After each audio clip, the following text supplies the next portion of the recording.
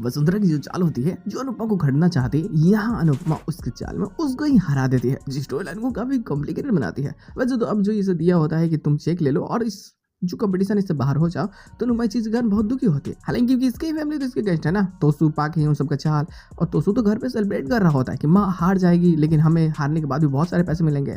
अब इस चीज को जब अनुपमा देखती है उसे बहुत बुरा लगता है, लेकिन थोड़े वक्त बाद वो सुना आ ही जाते हैं। अब क्योंकि बाबूजी समझा दिए होते हैं कि तुम्हें कंपटीशन को ऐसे पैसे लेके मत हारो, तुम खेलो, जीती तो जीती, हारी तो हारी, लेकिन तुम्हारा इज्जत बचा रहेगा ना। तो अनुपमा उसकी प्रपोजल्स को एक्सेप्ट नहीं करती है, इवन सबके सामने बेइज्जती कर देती है वसुंधरा की। और इस चीज़ के खुन्नस ये अब और ज़्यादा हो जाता है इसको कि अब कैसे भी अनुपमा को हरानी है। लेकिन वहीं पे स्टोरी लाइन में धीरे धीरे मुश्किलें ऐसे बढ़ जाती हैं जो स्टोरी लाइन को कॉम्प्लिकेटेड बनाने लगती है, क्योंकि अब तोसू को तो कैसे भी पैसे चाहिए, और पैसे के लिए अगर वो अपनी माँ को कंपटीशन में हरवा दे तो वसुंधरा बहुत सारे पैसे देगी। और पूरी प्लानिंग में कहीं ना कहीं काम कर रहा होता है गौतम के साथ मिल करके।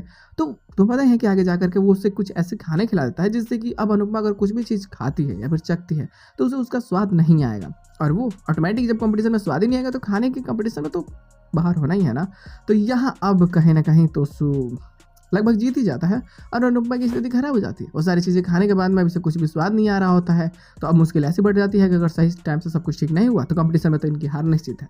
अब कहीं ना कहीं अब इज्जत की सवाल होती है, अब इसमें कैसे ये खुद को बचाएगी, कैसे ये सारी चीज़ें ठीक करेगी, ये सारी चीज़ देखना काफ़ी मजेदार होने वाली है। लेकिन वसुंधरा भी अपनी पूरी तरह से प्लानिंग में आगे बढ़ चुकी है।